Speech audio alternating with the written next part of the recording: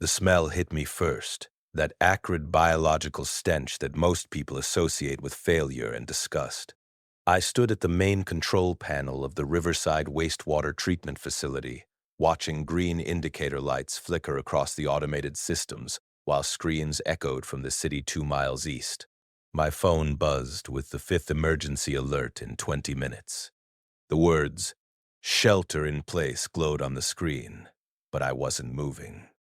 Everyone else had abandoned this place within the first hour of chaos. They ran toward their families, toward grocery stores, toward anywhere that wasn't a sewage treatment plant. I watched Marcus, my shift supervisor, peel out of the parking lot so fast his tires left rubber marks on the asphalt. David from maintenance didn't even shut off the equipment before sprinting to his truck. Even old Gerald, who'd worked here for 33 years, looked at me like I'd lost my mind when I told him I was staying. But I understood something they didn't. While everyone fled from the dirty place, I recognized what this facility actually represented. Isolation, infrastructure, resources, and security wrapped in a location so psychologically repulsive that no desperate survivor would think to check it. The treatment plant sat on 47 acres of fenced property, surrounded by artificial wetlands that created a natural buffer zone. We had backup generators with fuel tanks holding 8,000 gallons of diesel. The tertiary treatment process meant I could produce clean, drinkable water indefinitely. The security fence, originally installed to keep out vandals and eco-protesters, now formed a perimeter that nobody wanted to approach anyway. I moved through the administration building, methodically locking doors and checking windows. The emergency operations manual sat on my desk. I'd written half of it myself during the flood preparedness training 3 years ago. My hands were steady as I pulled it open, flipping to the section on autonomous operation protocols.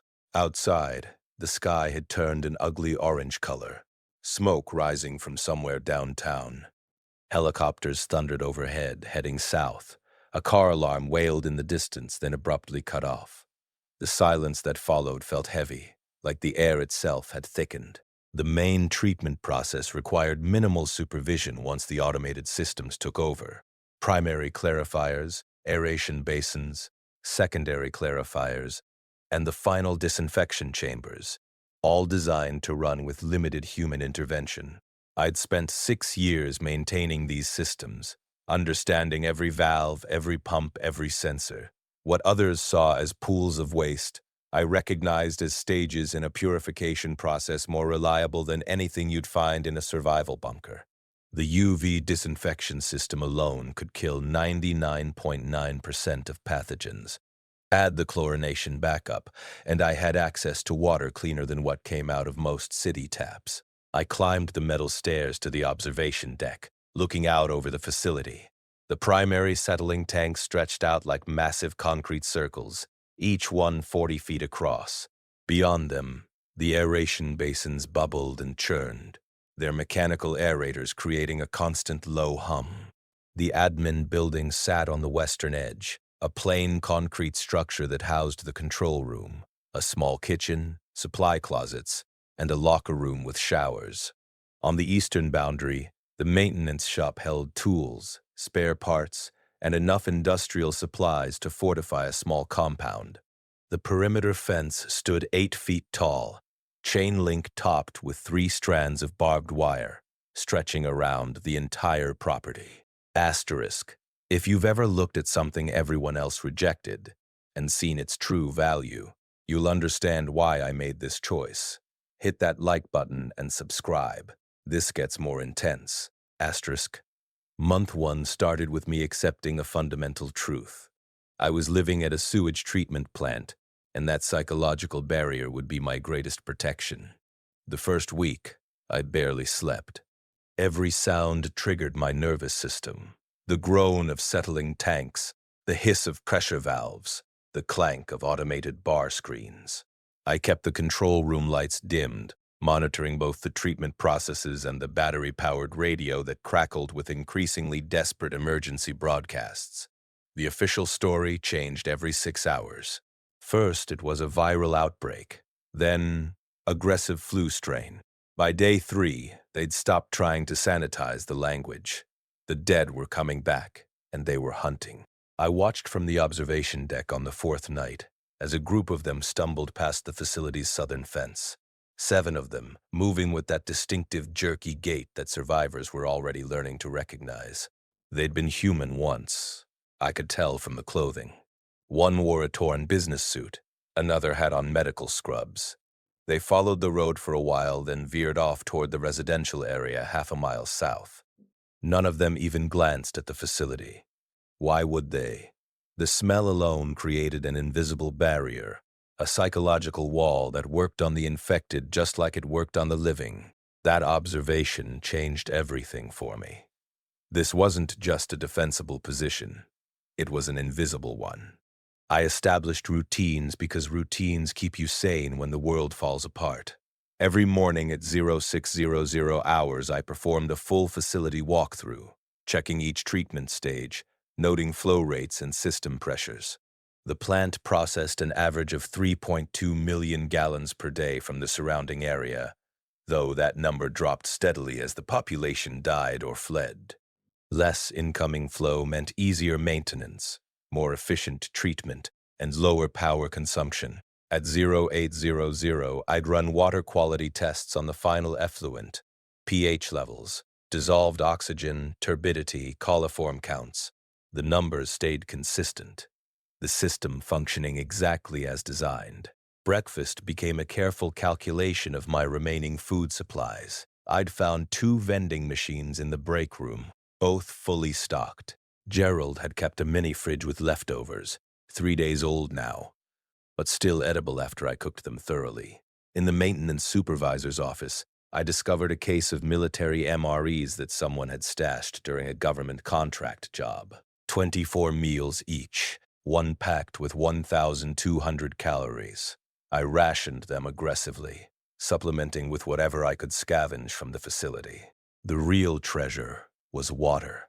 While survivors in the city were probably killing each other over bottled water, I had unlimited access to purified water that met EPA drinking standards. I filled every container I could find, water jugs, buckets, even cleaned out chemical drums. The UV disinfection system ran continuously, bombarding the water with ultraviolet light that destroyed DNA in bacteria, viruses, and parasites. I added a chlorination step for good measure, producing water so clean you could bottle and sell it. That resource alone made this location more valuable than any hardware store or shopping center. Security became my obsession during those first weeks. The fence provided a perimeter, but I needed to know if anything breached it. I rigged motion sensors from the facility's security system, repositioning cameras to cover blind spots. The parking lot, the eastern access road, the service gate, all under surveillance now. I ran the feeds to monitors in the control room, creating a command center where I could watch every approach. At night, I kept the exterior lights on, flooding the compound with halogen brightness that let me see clearly while making it harder for anyone outside to see in. The maintenance shop became my fortress within a fortress. I moved essential supplies there: food, water, medical kit, tools, weapons. The weapons were improvised. A bolt-action rifle I'd found in David's locker. Sorry, David, but you left it behind. A machete from the landscaping equipment. A crowbar and several lengths of pipe that could double as clubs. I wasn't a fighter. I was a sanitation engineer with a master's degree in environmental systems. But I understood leverage, force distribution, and the importance of reach in close-quarters situations. By week 3, I'd established a sustainable rhythm. The facility essentially ran itself, needing only occasional interventions. I spent mornings on maintenance, afternoons on security improvements, and evenings monitoring the radio and planning for long-term survival. The broadcasts had become less frequent, more desperate. FEMA evacuation zones, military quarantine perimeters, safe zones that stopped broadcasting after a few days. I marked them on a map, watching the circles of supposed safety shrink and disappear. The psychological challenge of living at a sewage plant proved harder than the physical survival aspects. Every day I woke up surrounded by the infrastructure of human waste management. The smell never fully disappeared. You just learned to breathe through it, to let it become background noise for your olfactory system. I showered twice daily in the locker room, scrubbing with industrial soap until my skin turned red, trying to wash away the psychological residue of working in waste management during the apocalypse. But I was alive. I was clean. I had water and power and security. Somewhere out in that dying city, survivors were fighting over contaminated water sources, dying from dysentery and dehydration, getting torn apart while searching for drinkable water. I had a literal ocean of it, purified and ready to drink. The first real test came on day 27. I was running routine maintenance on the primary clarifier when I heard the sound. A vehicle engine, growing louder. I dropped my tools and scrambled up to the observation deck, crouching low. A pickup truck appeared on the access road, moving slowly, clearly scouting.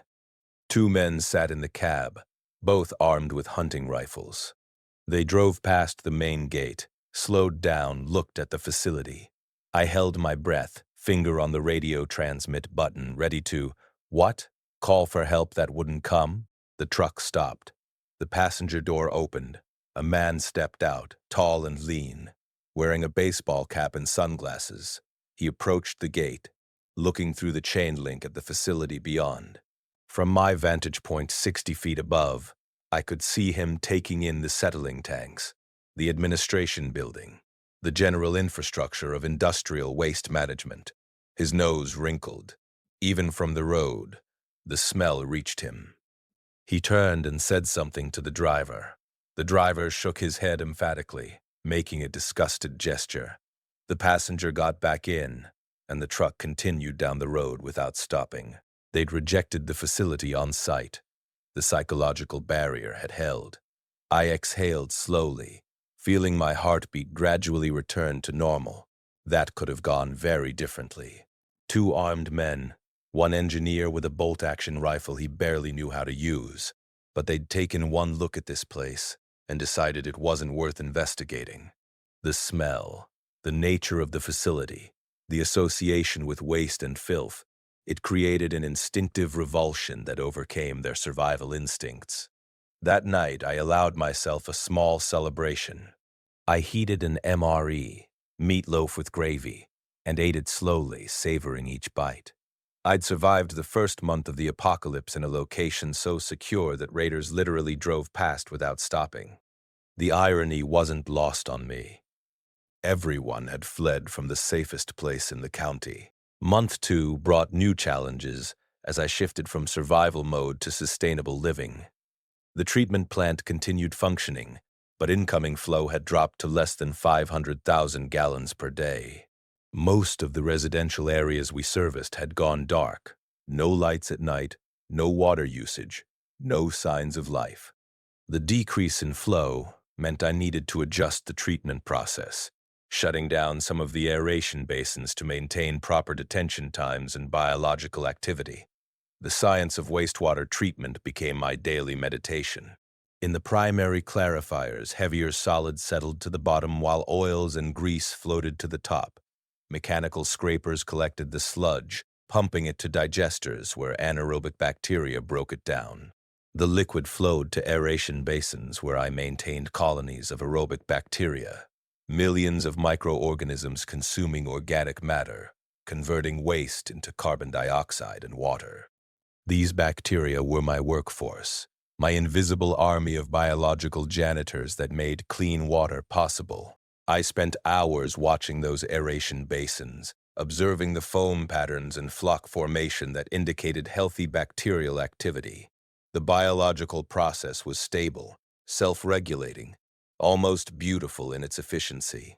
Secondary clarifiers allowed the bacterial flock to settle, producing a clear liquid that flowed through sand filters and UV disinfection before reaching the final chlorination chamber. What came out the other end was clean enough to drink, though I ran it through an additional carbon filter system I'd rigged up just to be safe. Food remained my primary concern. The vending machines were empty now. The MREs were half gone. I'd scavenged everything edible from the facility. Stale crackers from someone's desk drawer, a jar of peanut butter from the maintenance office, 3 cans of soup that Gerald had kept in his locker. I rationed aggressively, eating 1 meal per day, supplementing with whatever plants I could identify in the wetlands surrounding the facility. The wetlands were part of the treatment system, artificial marshes where final polishing occurred before discharge into the river. Cattails grew thick along the banks, their roots creating habitat for beneficial bacteria. I'd read somewhere that cattail roots were edible, so I harvested a few, boiled them thoroughly, and forced myself to eat the stringy, starchy flesh. It tasted like wet cardboard, but it was calories. I found wild onions growing near the access road, dandelions in the unmowed areas, even some wild mint that made the treated water almost pleasant to drink. But plants alone wouldn't sustain me long term. I needed protein, calories, a real food source. That's when I started thinking about aquaculture. The clarifier tanks held thousands of gallons of water at various stages of treatment. The final effluent was clean, oxygenated, and rich in residual nutrients. Why not raise fish? I'd read about aquaponic systems, seen documentaries about sustainable farming. The concept was simple. Fish produce waste, bacteria convert it to nutrients, plants absorb the nutrients, clean water returns to the fish. I already had the bacteria and the water treatment system. I just needed fish and a growing medium. The idea consumed me for days. I sketched designs in the margins of maintenance logs, calculating flow rates and nutrient loads. The tertiary clarifier could be modified into a fish tank. I'd need to isolate it from the main treatment train, establish a separate loop. But it was feasible. For fish, I'd need to catch some from the river. Bluegill, maybe bass. Something hardy that could tolerate variable conditions.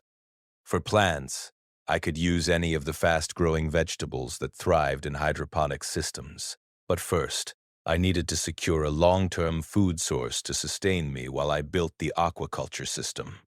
That meant leaving the facility. The decision terrified me. For 5 weeks, I'd stayed within the fence, watching the world collapse from a distance. Going out there into the infected zones violated every survival instinct I'd developed. But starvation was a slower, more certain death than the infected. I needed to take the risk. I spent 3 days preparing. I gathered every container that could carry supplies, backpacks, duffel bags, a wheeled cart from the maintenance shop. I studied the map, identifying targets, a sporting goods store 2 miles north, a farm supply depot 3 miles west, a grocery warehouse on the industrial side of town. I plotted routes that avoided major roads and residential areas, sticking to service roads and industrial zones where foot traffic would be minimal. The morning I left, I filled a backpack with water bottles, the bolt-action rifle, ammunition, the machete, a first aid kit, and a handheld radio. I left the facility at dawn, locking the gate behind me with a heavy chain and padlock. The air outside smelled different, less of sewage, more of smoke and decay. I moved quickly along the access road, staying low, scanning constantly for movement. The silence was the worst part. No cars, no voices, no ambient city noise. Just wind rustling through abandoned buildings and the occasional distant sound that might have been a scream or might have been metal scraping metal. I passed a gas station where a car had crashed through the front window. The driver's door hung open. Dark stains covered the pavement. I didn't look too closely. The sporting goods store had been thoroughly looted. Broken glass covered the entrance. Empty shelves lined the interior. But I knew people's psychology. They'd grab the obvious stuff first. Guns, ammunition, knives, anything that looked tactical. I headed for the camping section and found what I needed. Fishing gear, water purification tablets, freeze-dried camping meals stuffed in the back of a damaged shelf, and a compound bow with a dozen arrows that someone had overlooked because the box was torn. In the back storage room, I hit the jackpot.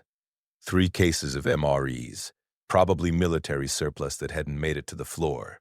I loaded them into the wheeled cart, moving fast now, aware that I'd been stationary too long. That's when I heard the sound, a wet, shuffling movement from the front of the store. I froze, hand reaching for the rifle. Through the shelving units, I saw it. One of the infected, a male, middle-aged, wearing the tatters of a security uniform. Half of his face had been torn away, exposing teeth and bone. He moved with that characteristic jerky gait, following some internal navigation that I didn't understand. He paused near the entrance, head tilting, as if listening.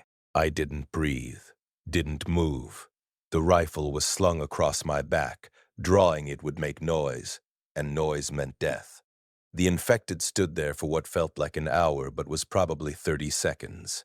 Then it turned and shambled out of the store, heading west down the street. I waited 5 full minutes before moving, then got out of there as fast as I could while pulling a loaded cart.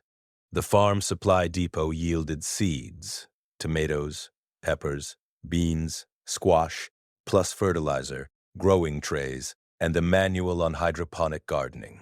The grocery warehouse was a nightmare of broken glass and dried blood, but I found canned goods in a collapsed section of shelving that had protected them from looters. By the time I returned to the facility, I'd been gone for 7 hours and accumulated enough supplies to last 6 months if I rationed carefully.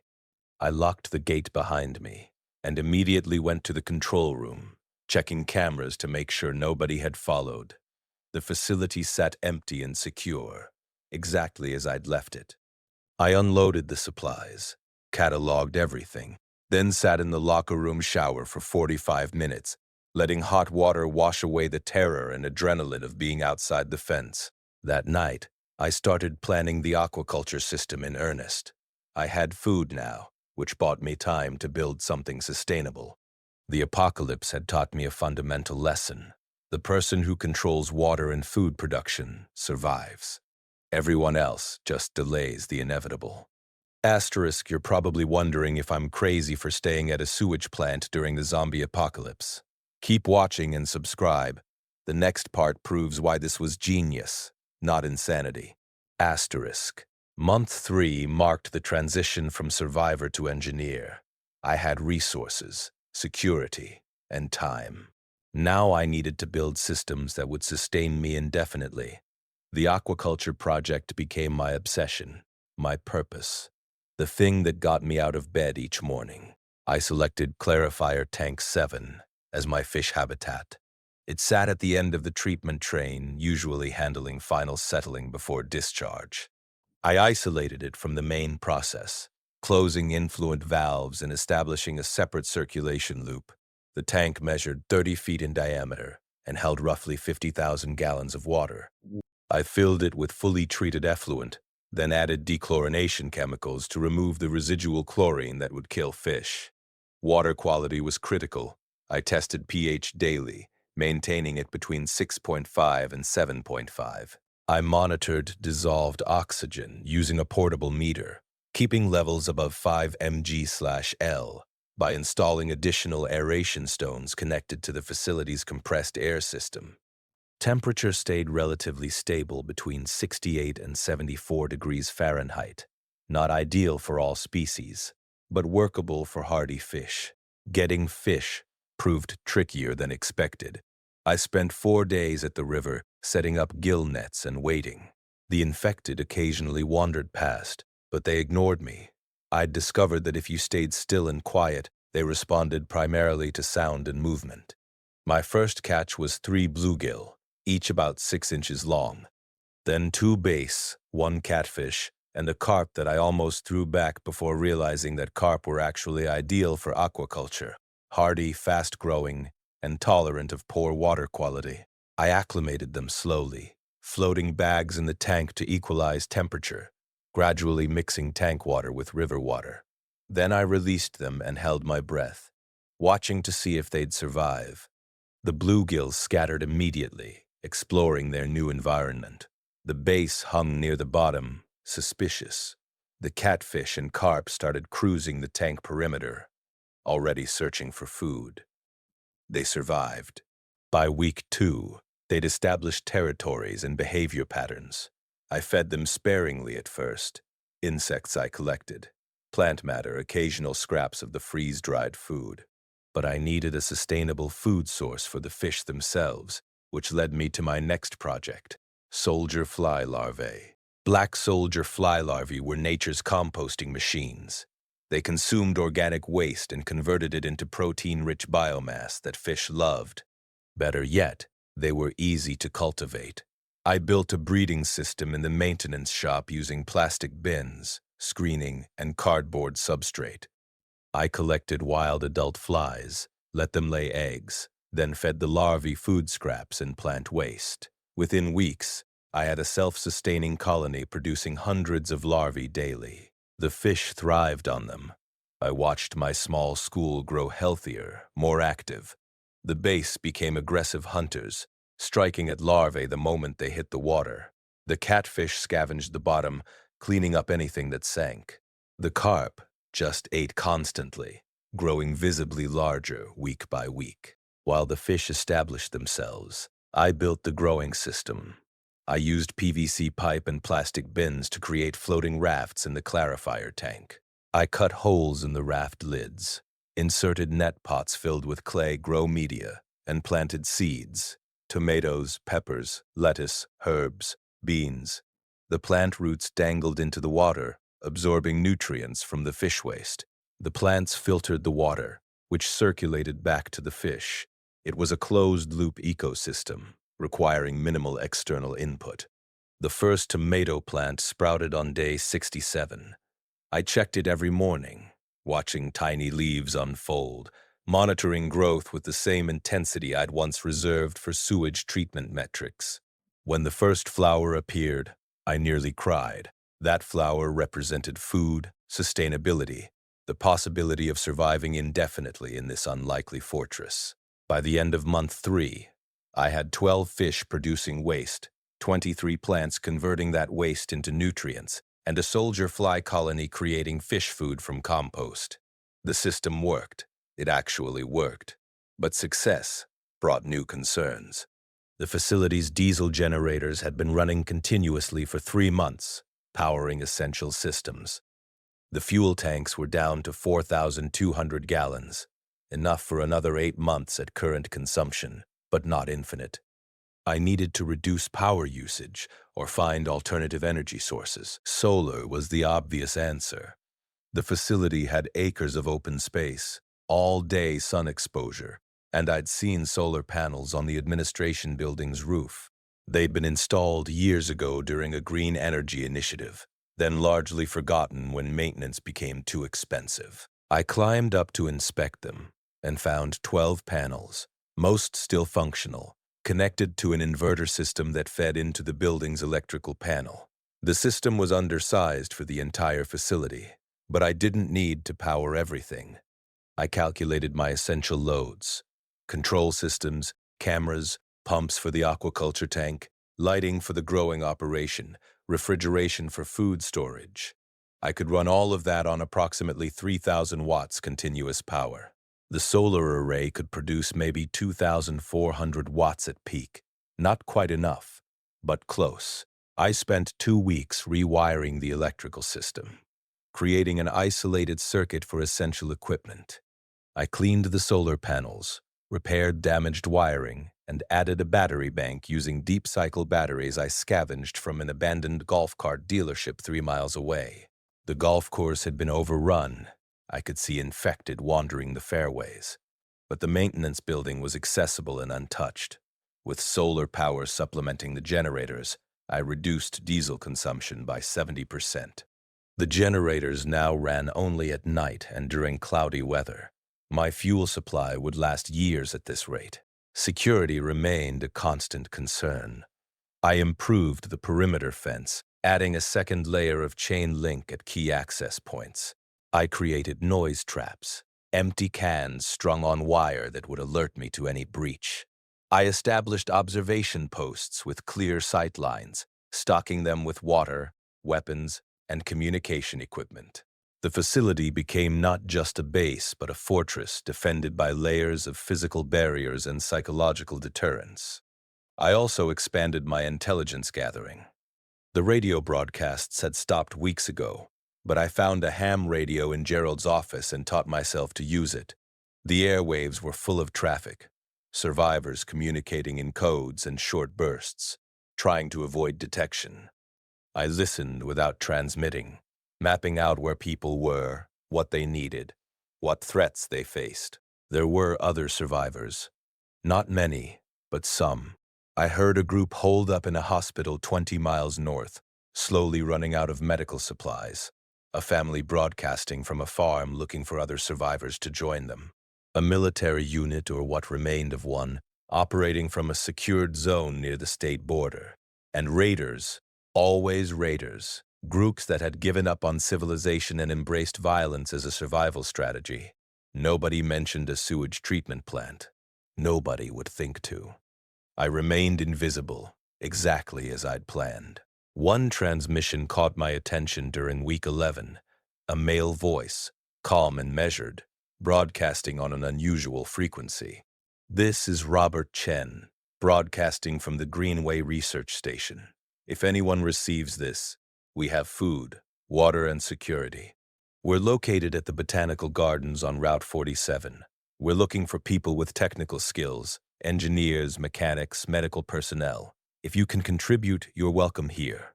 Repeat, this is Robert Chen." I wrote down the location.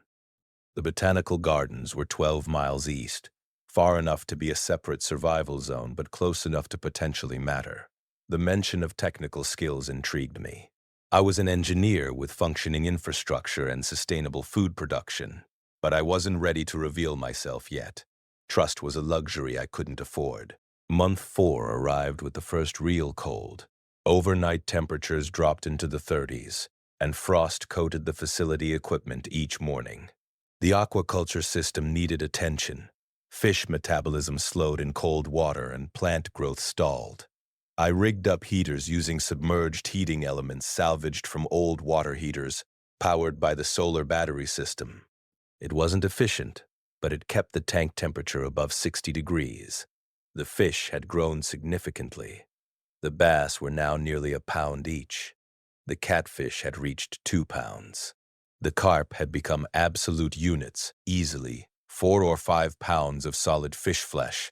I calculated that I could sustainably harvest 1 fish per week without depleting the population, assuming continued breeding. That would provide roughly 1 pound of protein weekly, not a lot, but supplemented with the vegetables, soldier fly larvae, and occasional scavenged supplies, it was enough. I harvested my first fish on day 102. One of the bass, a healthy specimen that had been dominating the feeding area. I caught it with a net, killed it quickly, then cleaned and filleted it in the maintenance shop. The flesh was white and firm, untainted by the treated water that had raised it. That night, I grilled it over a propane burner, seasoned with wild herbs from the wetlands. It was the best meal I'd had in 4 months. Not because of the taste, though it was good, but because I'd produced it myself. Every link in the chain, from waste treatment to bacterial conversion to fish growth to harvest, I'd built and maintained. This wasn't survival anymore. It was sustainability.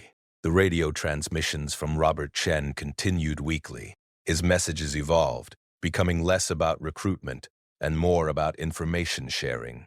He'd broadcast weather reports, warnings about infected movements, even tips for food preservation and water purification.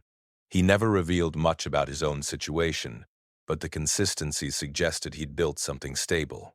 I found myself looking forward to his broadcasts. Human contact, even one way, helped fight the isolation. I'd been alone for 4 months now, and the psychological toll was becoming harder to ignore. I talked to myself constantly, narrated my actions like I was hosting a documentary, invented conversations with imaginary colleagues. I knew these were warning signs. Social isolation could break your mind as surely as starvation broke your body. But going out there, joining other survivors, meant giving up the security I'd built. It meant trusting people in a world where trust got you killed. It meant explaining that yes, I'd survived the apocalypse in a sewage treatment plant, and no, I wasn't crazy.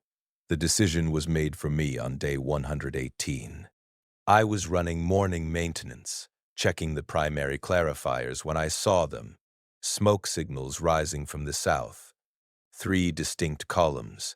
It was a communication method I'd heard about on the radio, used by survivors to coordinate without broadcasting their positions. 3 columns meant need help in the code that had evolved. I climbed to the observation deck with binoculars. The smoke originated from the residential area about 2 miles away, the same neighborhood where I'd seen infected on day 4. Someone was alive there, and they were signaling for help. Every instinct screamed at me to ignore it. Helping meant exposure, risk, potentially compromising my location. But I'd been listening to Robert Chen's broadcasts about community and cooperation. I'd been eating fish raised in treated wastewater while others starved. I had resources, knowledge, and security that could help people survive. I stood on that deck for 30 minutes, watching the smoke rise, fighting with myself. Finally, I made the decision that would change everything. I was going to investigate. I loaded the pickup truck I'd found abandoned near the service gate, a Ford F-250 with half a tank of gas and keys still in the ignition. Someone had fled in a panic, leaving behind a perfectly functional vehicle. I'd kept it maintained, running it weekly to keep the battery charged and engine healthy. Now it would serve its purpose. The truck bed held my emergency kit, water containers, medical supplies, the bolt-action rifle, the compound bow, 50 feet of rope, a crowbar, and a portable 2-way radio. I wore a reinforced jacket I'd modified with duct tape and plastic sheeting, improvised armor that might stop a bite if I got lucky. The machete hung from my belt. I checked my watch. 0847 hours. I'd give myself until 1400 to investigate and return. 6 hours maximum exposure. The gate chain rattled as I unlocked it, the sound abnormally loud in the morning stillness. I drove through, stopped, locked it again from the outside. If I didn't come back, at least the facility would remain secured. The truck engine rumbled as I headed south on the access road, following the route I'd memorized from maps. The residential neighborhood appeared like something from a nightmare documentary. Cars sat abandoned in driveways, doors hanging open. Windows were shattered. Dark stains covered sidewalks and streets. I passed a playground where infected wandered aimlessly, 4 of them, including what had once been a teenager. They turned toward the truck sound, but I accelerated past before they could react with more than vacant stares. The smoke columns had stopped, but I'd marked the approximate location. I drove slowly down Oak Street, scanning houses for signs of survivors. Movement in an upstairs window caught my attention. Definitely human, definitely alive. I pulled the truck to the curb and killed the engine, waiting to see if anyone would emerge. A door cracked open 2 houses down. A face peered out. Male, 30s beard, terrified eyes. He looked at the truck, at me, calculating risks. I raised my hand slowly, showing I was unarmed, though the rifle lay on the seat beside me. Long seconds passed. Then he stepped outside, followed by 2 others. A younger male, maybe early 20s, and an older man with gray hair and a pronounced limp. I rolled down the window. "I saw your smoke signals. Are you injured?" The bearded man approached cautiously, keeping distance between us. "We're okay for now, but we're trapped. The infected have been circling this block for 3 days. We tried to leave twice.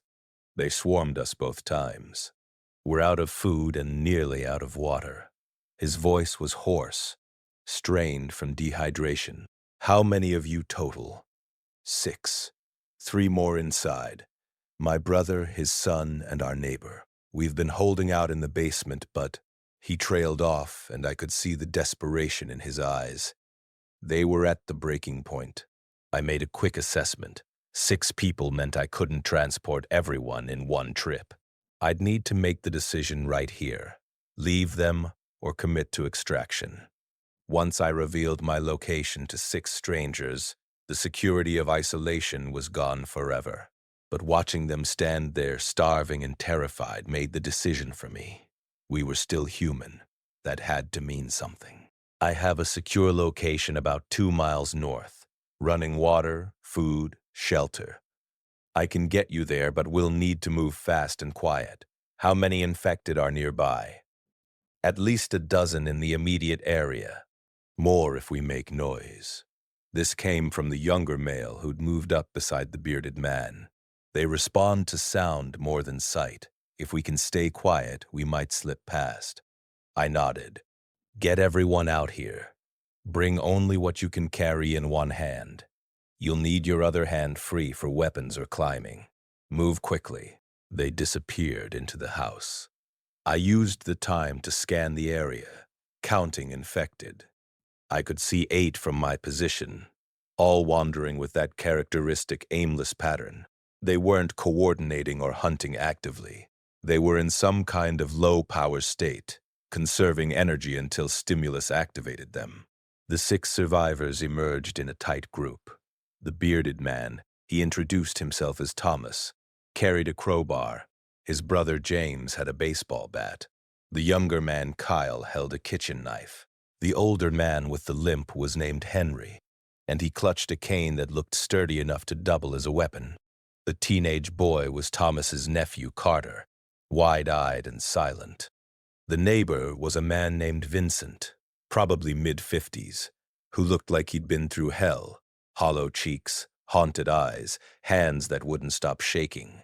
Okay, listen carefully, I said, keeping my voice low. We'll move in a tight formation to the truck. No running unless I say so. Running triggers their chase response. If one gets close, aim for the head. The brain is the only target that matters. Everyone understand? 6 heads nodded. I could see the fear but also determination. They'd survived this long by being smart. We moved as a unit, me in front with the rifle ready, the survivors clustered behind. An infected woman shambled into view from behind a van maybe 20 feet away. I raised my hand, and everyone froze. The infected turned slowly, those dead eyes sweeping across our position. We stood absolutely still, not breathing. After 10 eternal seconds, it turned away and continued its wandering path down the street. We covered the distance to the truck without incident. The problem was vehicle capacity. 3 could fit in the cab, but that left 3 exposed in the truck bed. I made the call. Henry, Vincent, and Carter in the bed, lying flat below the sightline of the rails. Thomas, James, and Kyle in the cab with me. Stay down and stay quiet, I told the 3 climbing into the bed. We'll be at the facility in 10 minutes. If anything happens, bang on the cab roof twice. The engine start brought infected attention immediately. I saw heads turning, bodies beginning to move toward us. I shifted into gear and accelerated smoothly, not fast enough to lose anyone from the bed, but fast enough to outpace the infected. In the rearview mirror, I watched them stumble after us, drawn by the engine noise, but we quickly left them behind. Thomas spoke first, his voice tight with residual fear. You said you have a secure location. Where exactly? The Riverside Wastewater Treatment Facility, I replied, watching his reaction in my peripheral vision. The reaction was predictable. Confusion, then disgust, then skepticism. You're living at a sewage plant? I'm living at a water purification facility with 47 secured acres, unlimited clean water, sustainable food production, solar power, and defensive positions that nobody thinks to attack because of exactly that reaction you just had. James leaned forward from the back seat. Wait, clean water? From a sewage plant? That's literally what sewage plants do. They take contaminated water and purify it. The facility I manage produces water that meets EPA drinking standards. while everyone else is dying of dehydration or fighting over contaminated water sources. I have unlimited access to clean water. I could see them processing this information, their prejudices about sewage plants colliding with the reality of their desperate situation. Kyle broke the silence. You said sustainable food production. What does that mean? Aquaculture and aquaponics. I'm raising fish and growing vegetables using the treated water. It's not a feast, but it's enough to survive indefinitely. We approached the facility, and I slowed down, scanning for threats. The perimeter was clear. I pulled up to the gate, left the engine running, and jumped out to unlock the chain. The facility spread out before us. Concrete structures, treatment tanks, the admin building, looking exactly like what it was. An industrial waste management site. I heard Vincent say something from the truck bed, his voice carrying an edge of horror. You can't be serious. You want us to live here? I drove through the gate, stopped, locked it again. Then I turned to face all 6 of them as they climbed out of the truck. I understand what you're seeing. This facility manages human waste. It smells bad, it looks industrial, and every instinct tells you to reject it. But here's what you're not seeing. This is the most secure, resource-rich location in a 100-mile radius. In the 4 months I've been here, raiders have driven past without stopping. Infected ignore it completely. I have power, water, food, security, and infrastructure. So yes, I'm absolutely serious. This is the place that keeps you alive. Henry spoke for the first time, his voice rough with age and exhaustion. Show us. Asterisk, I know this seems crazy, living at a sewage plant during the apocalypse. But stick with me and hit that subscribe button, because what happens next will blow your mind. Asterisk, I gave them the full tour, starting with the control room. I showed them the monitors displaying camera feeds, the automated systems managing the treatment process, the backup generators and solar panels. I walked them through the treatment stages, explaining how contaminated water entered the primary clarifiers, moved through biological treatment, underwent filtration and disinfection, and emerged clean enough to drink. At the aquaculture tank, their skepticism began to crack. Carter leaned over the rail, watching fish cruise through crystal-clear water. Those are bass and catfish. How did you caught them from the river, acclimated them, feed them with soldier fly larvae I cultivate myself? The fish produce waste which feeds the plants growing on those rafts. The plants clean the water, which cycles back to the fish. It's a closed ecosystem. Thomas examined the growing system, touching tomato plants that were heavy with developing fruit. This actually works. You're actually producing food here. About 2 pounds of fish per week plus vegetables, herbs, and edible insects if you're desperate enough. It's not a grocery store, but it's sustainable. I showed them the living quarters I'd established in the admin building. The locker rooms with hot showers, the break room I'd converted into a kitchen, the offices I'd transformed into sleeping areas with cots and blankets.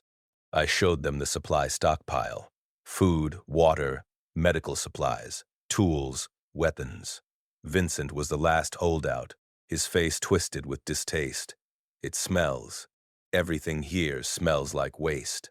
You stop noticing after a few days, I replied honestly. Your brain filters it out. But if smell is worse than starvation, dehydration, and being torn apart by infected, then you're welcome to leave. He shut up after that. We gathered in the break room, and I laid out the reality of the situation. This facility can support more people, but it requires work and cooperation.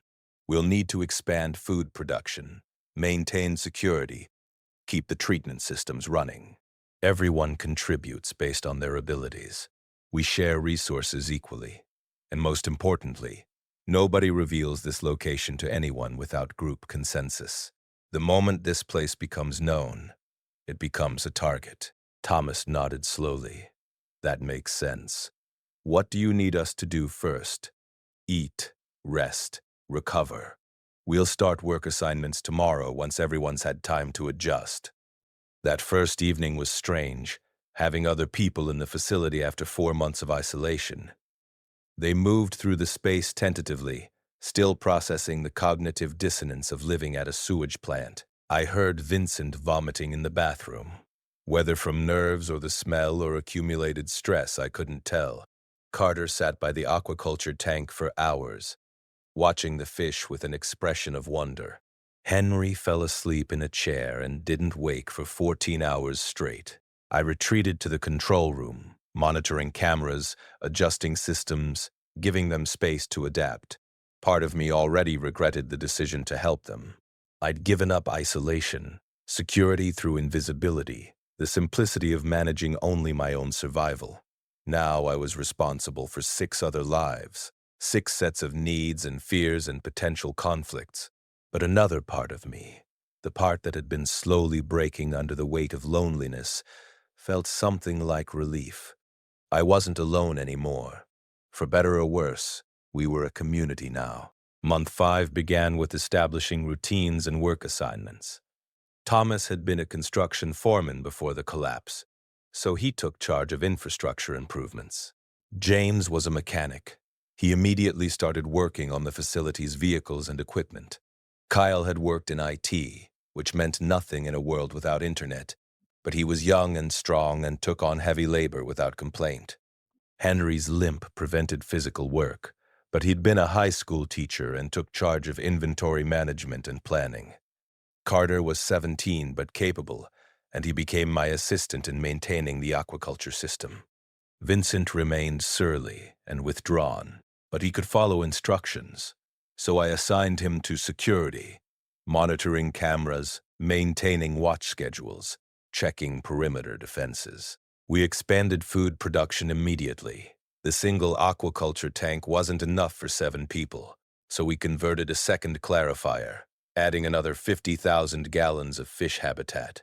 Thomas and James built additional growing rafts, expanding our vegetable production capacity. Kyle helped me scavenge supplies from nearby areas, more seeds, growing media, tools, construction materials. Security became more sophisticated under Vincent's paranoid attention. He installed additional motion sensors, created multiple fallback positions, established communication protocols. Whatever demons haunted him, they made him excellent at anticipating threats. He spent hours studying the camera feeds, mapping infected movement patterns, calculating approach vectors for potential raiders. The group dynamic stabilized quickly. Thomas emerged as the de facto leader. He had that natural authority that made people listen. I remained the technical expert, the engineer who kept systems running. James was the problem solver, always finding creative solutions to mechanical issues. Henry provided wisdom and mediation when conflicts arose. Kyle was the workhorse, never complaining, always volunteering for difficult tasks. Carter brought youth and optimism that reminded us why survival mattered. Vincent was our wild card, skilled but unstable, valuable but unpredictable. I caught him more than once, staring at the fence with an expression that suggested he was calculating escape routes. He never quite integrated into the group, always maintaining emotional distance. But he did his job, and in the apocalypse, that was enough. We established a council system for major decisions. Every evening, the 7 of us would gather in the break room and discuss issues. Resource allocation, expansion plans, whether to help other survivors if we encountered them. The debates got heated sometimes. Thomas wanted to be more aggressive about scavenging. Vincent insisted on total isolation. Henry advocated for eventually connecting with other survivor groups. I maintained my position. Cautious expansion, sustainable development, security above all else. We'd help people if we could do so without compromising our own survival, but we wouldn't take reckless risks. The facility was our fortress, and fortresses survived by being selective about who they let inside. The radio remained our window to the outside world.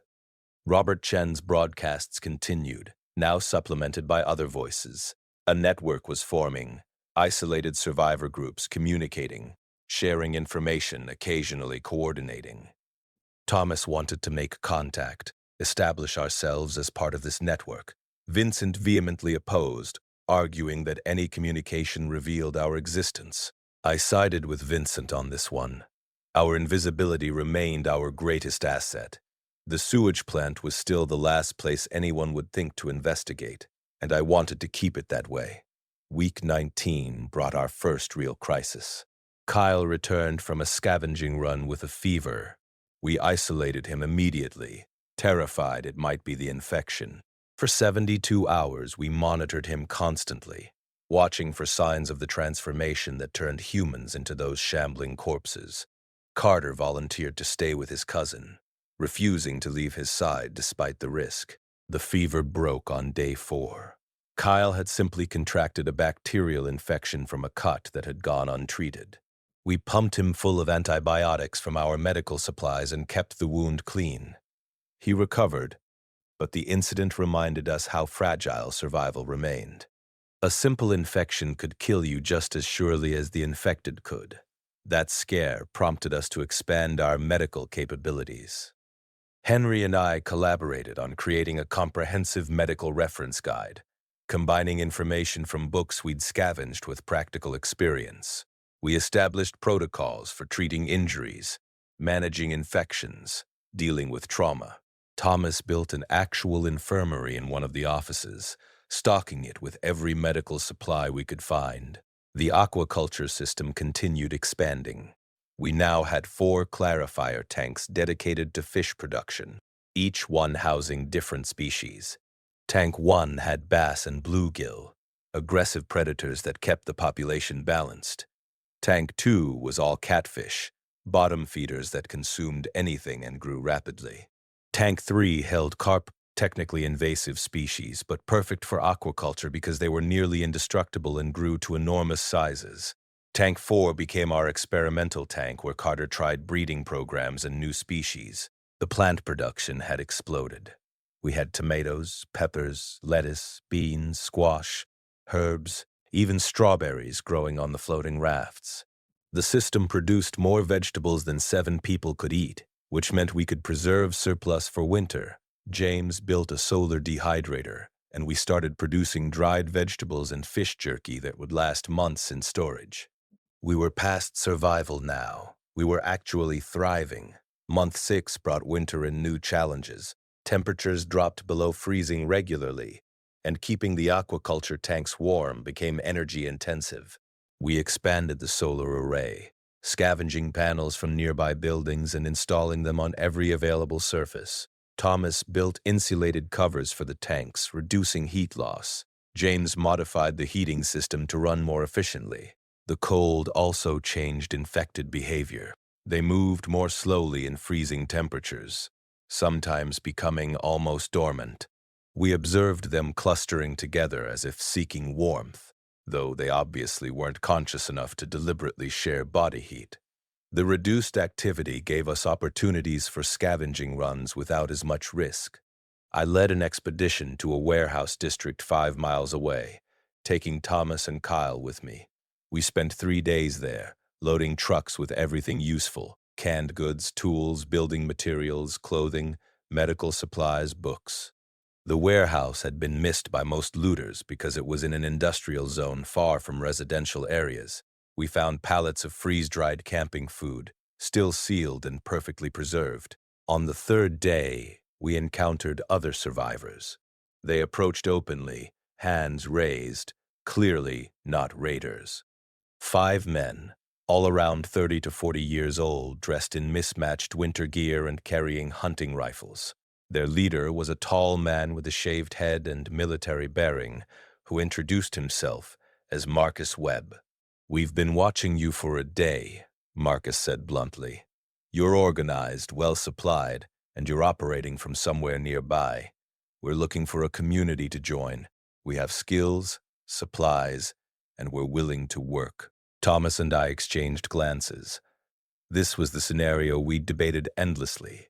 What to do when we encountered capable survivors who wanted to join us. Taking in 6 desperate people from a hopeless situation was one thing. They'd been grateful and compliant. Taking in 5 armed men who'd been tracking us was something else entirely. What kind of skills? I asked carefully. Marcus gestured to his group. I'm former Army infantry and logistics. Derek here was a diesel mechanic. Leon's a nurse. Aaron worked construction. Nate's a hunter. He's kept us fed for 3 months. Those were exactly the skills we needed. Leon especially. Having actual medical training would be invaluable. But bringing in 5 more people meant doubling our population, which meant expanding food production, managing group dynamics, and trusting armed strangers. We need to discuss this with our group, Thomas said. Can you give us 24 hours? Marcus studied us for a long moment, then nodded. We'll camp a mile north of here. Stay out of your way. But we need an answer soon. We're running out of supplies. And winter's getting worse. We returned to the facility and called an emergency council. The debate lasted 4 hours and got intense. Thomas argued for accepting them. We needed more manpower to defend the facility and expand operations. Vincent absolutely opposed it, insisting that bringing in outsiders would destroy our security. Henry pointed out that 5 skilled men would accelerate our development significantly. James worried about resource strain. Carter just looked scared of more strangers. I laid out my assessment. Marcus and his people are capable, organized, and desperate. If we reject them, they remain a potential threat. They know we exist. They know we have supplies, and desperation makes people dangerous. If we accept them, we gain skills and manpower, but we risk internal conflict and faster resource depletion. There's no risk-free option here. In the end, we voted.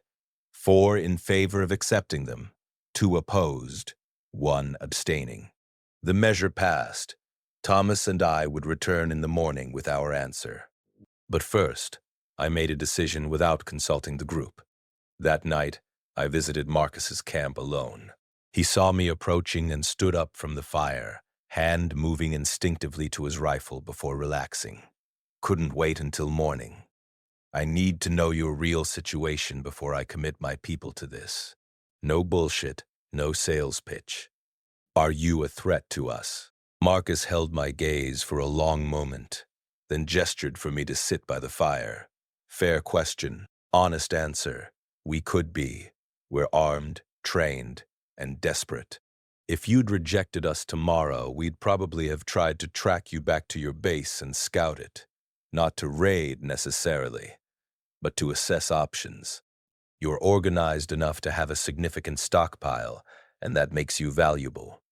His honesty caught me off guard. So why negotiate at all? Why not just follow us and take what you need? Because we're not raiders, and we're not psychopaths. We're soldiers trying to survive. Joining a functioning community is better than living like predators, but I won't lie to you. If you'd turned us away without conversation, we'd have considered our options. I respected that honesty, even as it confirmed Vincent's fears. We voted to accept you. But you need to understand what you're joining. Our base is a wastewater treatment facility. Yes, a sewage plant. It's secure, it has resources, and it's kept us alive for 6 months. But everyone who arrives there has the same initial reaction: disgust and disbelief. If you can't get past that psychological barrier, this won't work. Marcus's expression shifted through surprise, confusion, and then something like revelation. A sewage plant. Nobody would think to raid a sewage plant. Exactly. And you have water. Clean water. From treating sewage? Correct.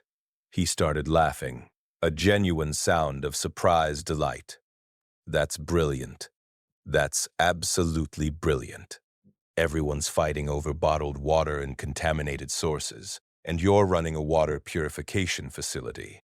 We're also producing food through aquaculture, generating solar power, and maintaining security that hasn't been breached in 6 months. It works, but it requires accepting that you're living at the place everyone else rejected. Marcus stood up, extended his hand. My men have lived in abandoned factories, looted grocery stores, and one memorable week in a mortuary. We'll survive a sewage plant. I shook his hand, hoping I wasn't making a catastrophic mistake. Asterisk if you're still watching. Drop a comment below about whether you'd live in a sewage plant to survive the apocalypse. This story gets even more intense from here. Asterisk. The next morning, we brought Marcus and his team to the facility. Their reactions ranged from Leon's scientific interest to Nate's visible disgust. But true to Marcus's word, they adapted quickly. I gave them the same tour I'd given the first group, showing them the treatment process, the aquaculture system, the living quarters, and the security setup. Derek, the diesel mechanic, immediately gravitated toward the generators and mechanical systems. Within an hour, he'd identified 3 maintenance issues I'd been ignoring and started making repairs. Leon evaluated our medical supplies and infirmary, making suggestions for improvements with the authority of someone who actually knew medicine. Aaron and Nate started working with Thomas on facility improvements. Marcus met with our council, discussing security protocols and defensive strategies with the tactical precision of his military background. The population had doubled to 12, and the facility strained under the increased load. We accelerated food production expansion, converting 2 more clarifier tanks to aquaculture and building additional growing systems. We also expanded living quarters, converting more office space into dormitories. Privacy became a luxury we couldn't afford. Everyone had a bunk and a footlocker, nothing more. Marcus revolutionized our security approach. He established proper watch rotations, created fields of fire for defensive positions, and drilled everyone on emergency protocols. He identified weaknesses in our perimeter and worked with Thomas to reinforce them.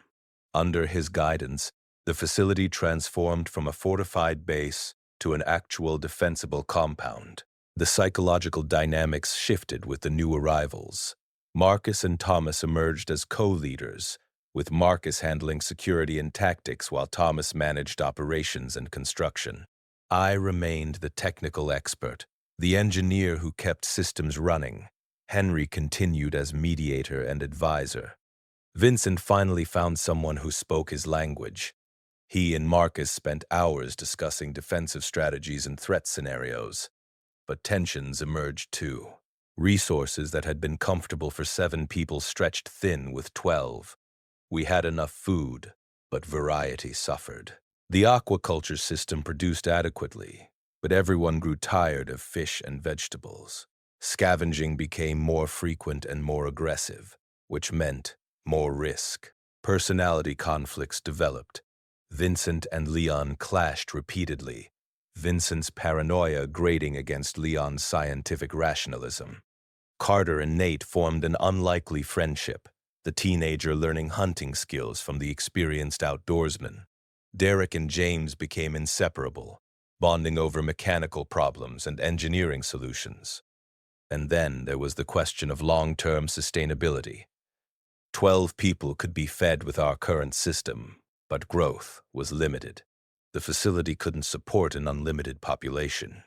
We'd need to either cap our numbers or develop new food sources. Week 26 brought a radio transmission that changed everything. Robert Chen's regular broadcast included new information. This is Robert Chen at Greenway Research Station. We're establishing a survivor network. Coordinated communities sharing resources, information, and security.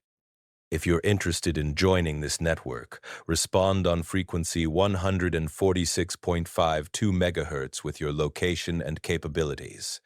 We're stronger together. Marcus wanted to respond immediately. Thomas was cautious but interested. Vincent categorically opposed it, arguing that revealing ourselves would invite attack. Henry saw it as an opportunity to build something larger than just survival. The council was deadlocked. I broke the tie. We respond, but we don't reveal our exact location. We establish communication, assess the network, determine if it's legitimate or a trap. If it proves trustworthy, we consider integration. If not, we maintain isolation. We crafted a careful response. This is Riverside Secure Facility. Population 12, sustainable water and food production, skilled personnel including medical, engineering, and security. Interested in information sharing and coordination. Will not disclose precise location until trust is established. I transmitted it during Marcus's next scheduled broadcast. Then we waited. The response came 6 hours later. Riverside secure. This is Greenway. Acknowledged and understood. Suggest establishing regular communication schedule for information exchange. No location disclosure required until you're comfortable. Welcome to the network. Over the following weeks, we established relationships with 8 other survivor communities, ranging from 3 people in a fortified farmhouse to 35 in a repurposed factory complex. We shared information about infected movement patterns, resource locations, weather conditions, and survival techniques. The radio became our connection to a wider world, proof that humanity was fighting back. But the network also brought complications. Some communities were desperate, begging for help we couldn't provide. Others were clearly scouting for targets, their questions too specific about defenses and supplies. We learned to be careful about what we revealed, keeping details vague while still contributing to the collective knowledge. Month 7 arrived with the first signs of spring. Ice melted from the clarifier tanks. The infected became more active as temperatures rose, and we received a transmission that forced us to make a critical decision. This is Greenway Research Station. We have a situation. We're sheltering 12 refugees from a collapsed community, including 4 children. We don't have enough food. Can anyone in the network spare supplies? Repeat, we have starving children. Please respond. The council meeting that followed was one of our most contentious. We had surplus food. Our aquaculture system was now producing beyond our consumption needs.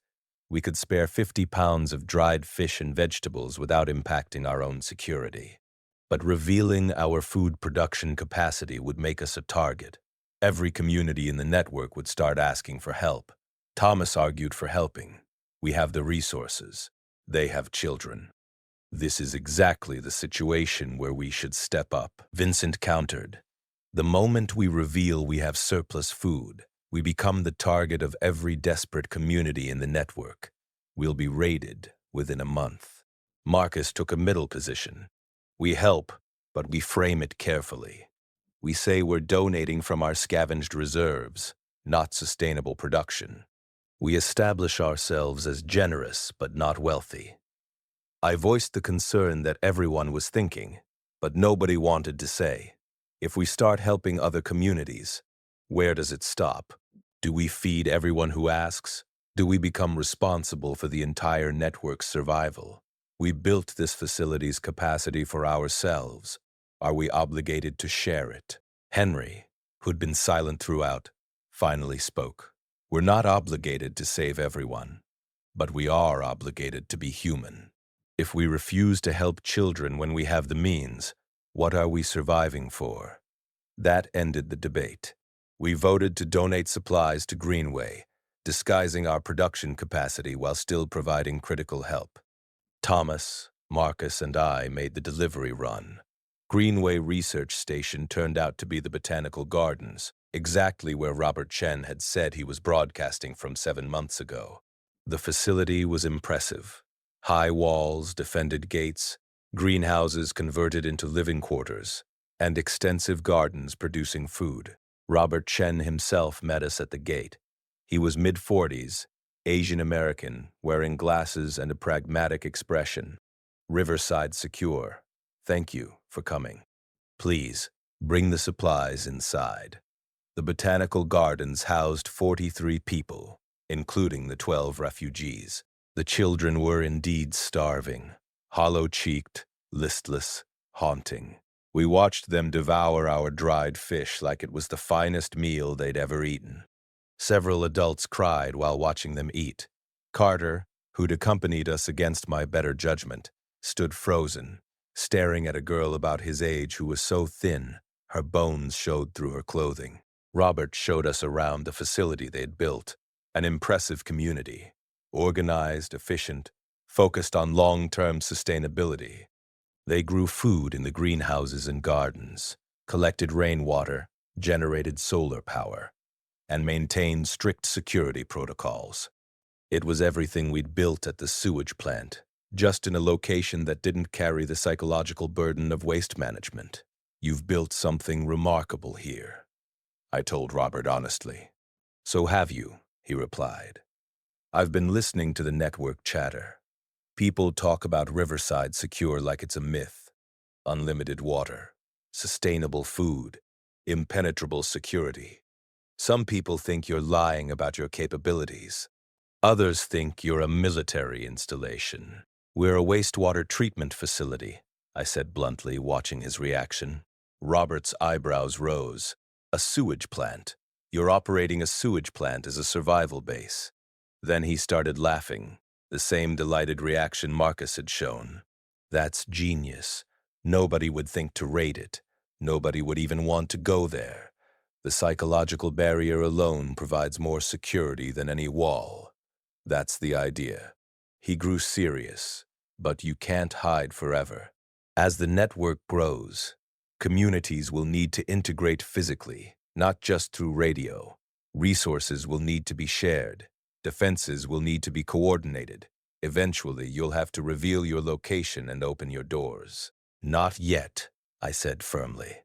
We're still building capacity, still establishing security. We'll integrate with the network when we're ready, not before. Robert nodded. Fair enough. But when you are ready, we'd like to establish a formal alliance. Greenway and Riverside working together could anchor this entire region's survival network. We left the botanical gardens with a formal relationship established but no commitments made. On the drive back, Thomas, Marcus, and I debated the implications. The network was real. Other communities were surviving, building, growing. We couldn't remain isolated forever. At some point, isolation would become a weakness rather than a strength. But we also couldn't reveal the sewage plant's location until we were confident it wouldn't be overrun by desperate survivors or targeted by raiders. We needed time to prepare for integration, to expand capacity, to establish ourselves as too valuable to attack and too strong to raid. Month 8 brought both triumph and crisis. Our aquaculture system had expanded to 8 tanks, producing enough protein to feed 20 people comfortably. The vegetable production had tripled, with growing systems covering every available surface. We'd scavenged enough solar panels to run entirely on renewable energy, keeping the diesel generators as pure backup. The facility had transformed from a survival base into a genuine community with infrastructure, organization, and purpose. Population had grown to 15.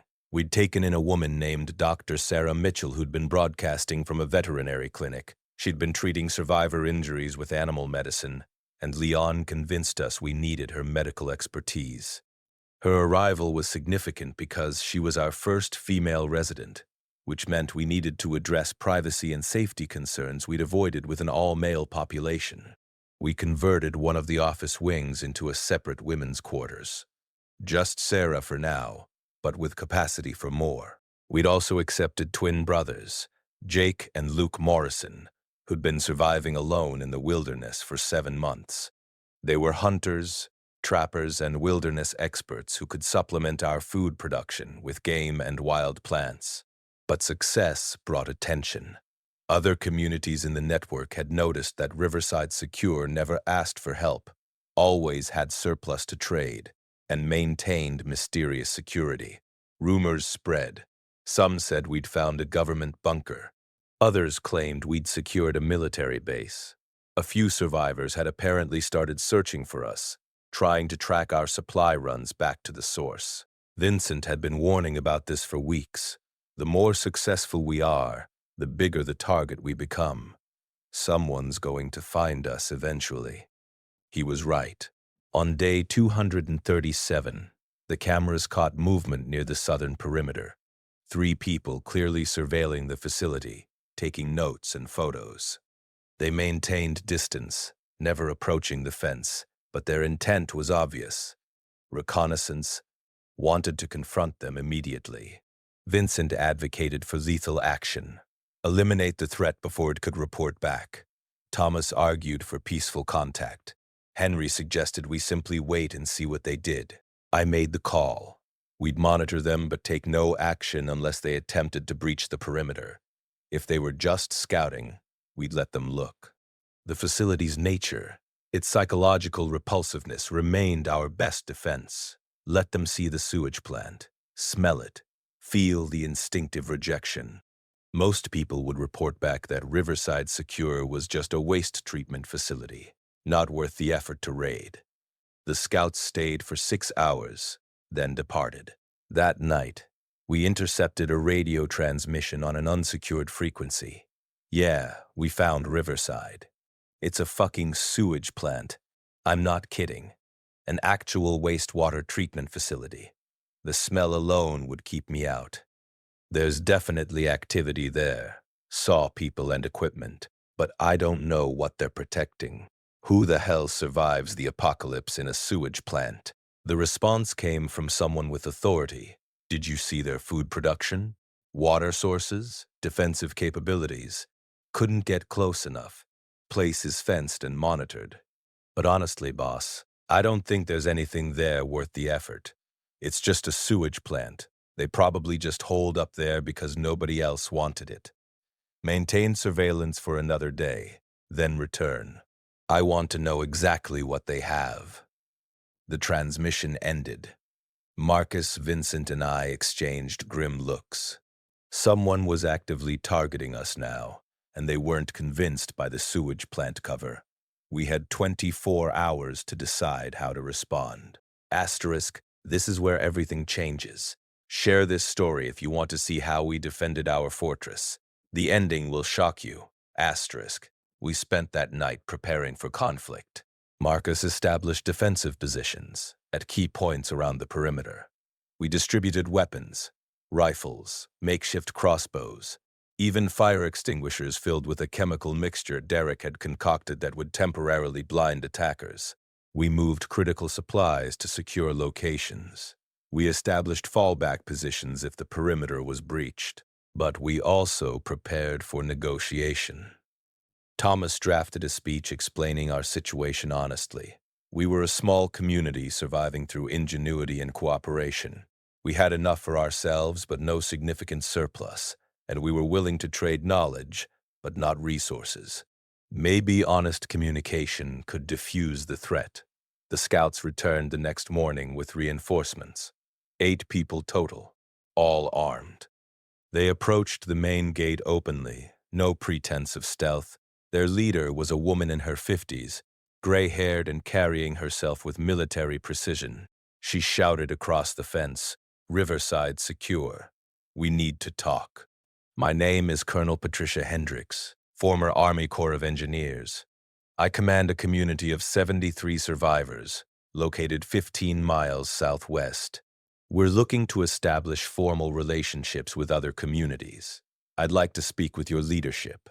Marcus, Thomas, and I approached the gate, keeping distance between us. I spoke first, Colonel Hendricks. What exactly are you looking for? Information, resources, and potential alliance. My scouts reported that you're operating a wastewater treatment facility as a survival base. That's exactly the kind of innovative thinking we need in this network. I'd like to discuss collaboration. Collaboration how? Thomas asked carefully. Resource sharing, coordinated defense, combined infrastructure development. My community has manufacturing capacity, extensive supplies, and significant manpower. You have water purification capabilities and sustainable food production. Together, we'd be the most powerful survivor group in this region. It sounded reasonable, too reasonable. I asked the critical question, and if we refuse collaboration, what then? Colonel Hendricks' expression hardened slightly. Then you'd be isolated, vulnerable, and missing an opportunity to be part of something larger than survival. But I'm not here to threaten you. I'm here to offer partnership. Marcus leaned close and whispered, "This is a test." She's assessing our defenses, our numbers, our psychology. Whatever we say determines whether they see us as allies or targets. I made a decision that probably saved all our lives. I told her the truth. Colonel, here's our situation honestly.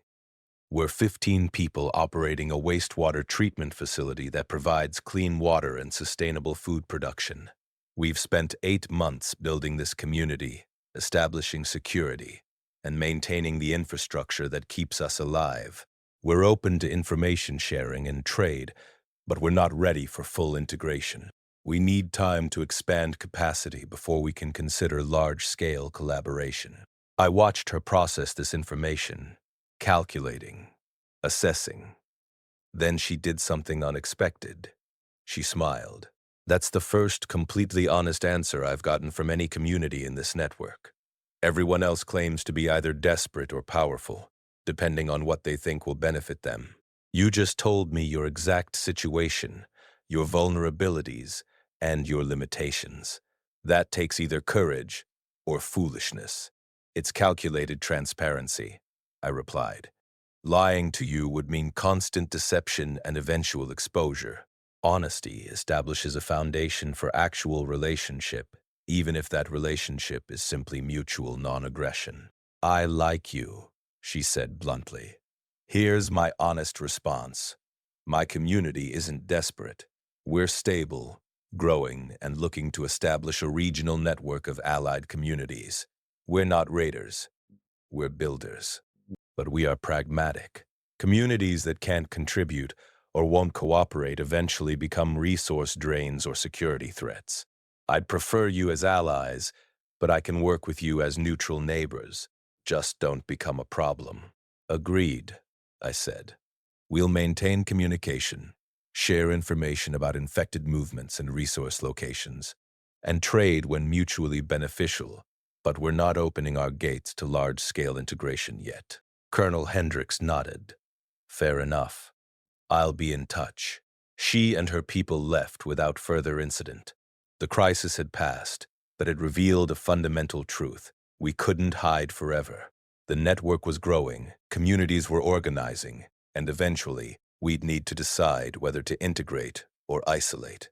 Isolation might be safer short-term, but long-term, humanity's survival depended on communities working together. That night, we held an expanded council meeting with all 15 residents. The debate lasted 3 hours. Some, like Vincent, wanted to maintain strict isolation. Others, like Thomas and Robert, advocated for network integration. Dr. Mitchell pointed out that medical knowledge needed to be shared network-wide. People were dying from treatable conditions because communities weren't cooperating. I presented the engineering perspective. The facility can support approximately 25 people at current capacity. We could expand to 50 with significant infrastructure development, maybe 75 if we're aggressive about resource management. Beyond that, we'd need to establish satellite facilities or integrate with larger communities. We're at a decision point. Do we cap our growth and remain independent, or do we build toward network integration? The vote wasn't unanimous, but it was clear. We would cautiously integrate with the survivor network, maintaining the sewage plant as our secure base, while establishing relationships with communities like Greenway and Colonel Hendricks Group.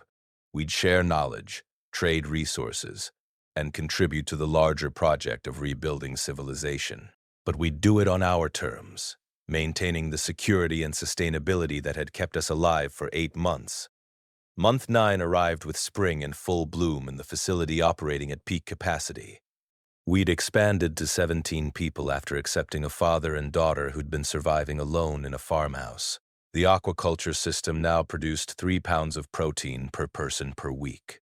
The vegetable gardens covered every surface. We'd even started experimenting with mushroom cultivation in the darker areas of the facility. The survivor network had formalized into an actual organization, the Regional Survivor Coalition, coordinated by Robert Chen at Greenway. 23 communities participated, sharing information, resources, and coordinated defense. We'd established trade relationships.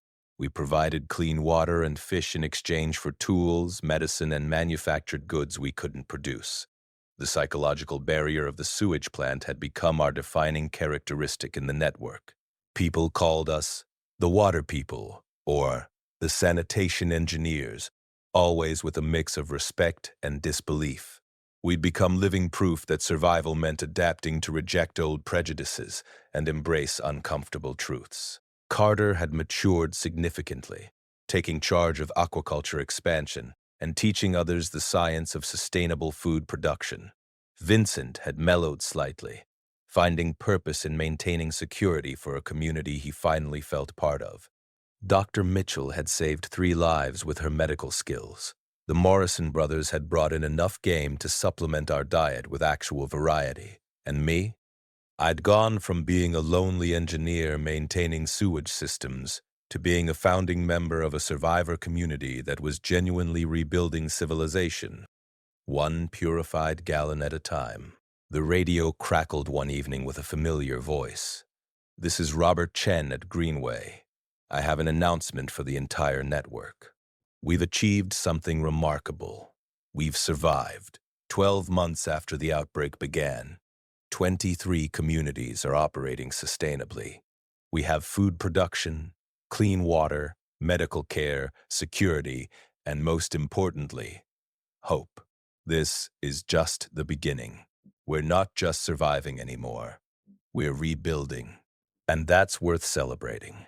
In the break room of the Riverside Wastewater Treatment Facility, 17 survivors gathered around the radio, listening to that message.